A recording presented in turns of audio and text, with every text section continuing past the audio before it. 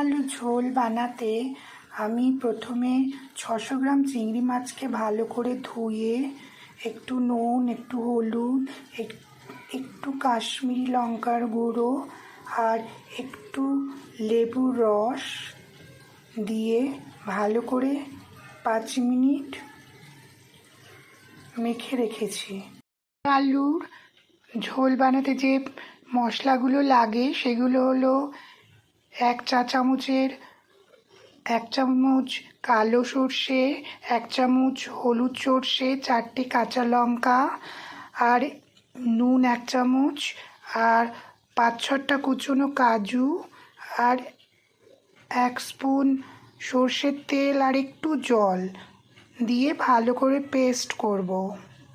চিংড়ি বানাতে আমি একটা মিডিয়াম সাইজের টমেটো কুচিয়ে নিয়েছি, একটা মিডিয়াম সাইজের পেঁয়াজ কুচিয়ে নিয়েছি, 3টে কাঁচা লঙ্কা কুচিয়ে নিয়েছি। যেহেতু পেস্ট করার আগে আমি ওখানে একটু লঙ্কা দিয়েছি, তাই এখানে লঙ্কার পরিমাণটা 2 থেকে 3টে লঙ্কা কুচিয়ে নিয়েছি, একটু আদা কুচিয়ে নিয়েছি, 4-5টা রসুন কুচিয়ে নিয়েছি। এবার হালকা করে চিংড়ি মাছগুলো একটু ভেজে নেব।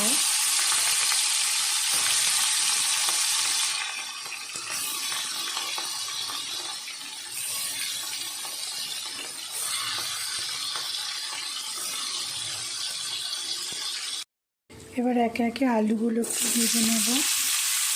আলুগুলো হালকা ব্রাউন কালারের হলে নামিয়ে দেব। খুব একটা বেশি ভাজবো না, হালকা।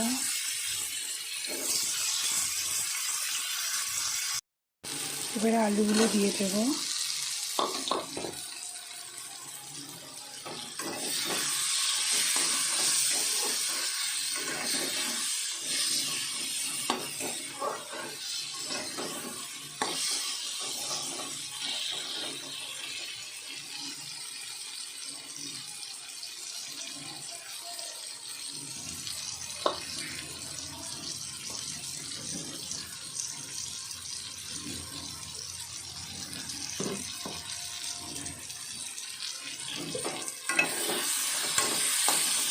মশলাটা হয়ে গেছে,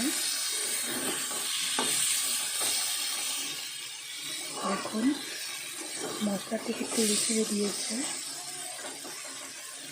এবার 1 কাপ গরম জল দিয়ে দেব।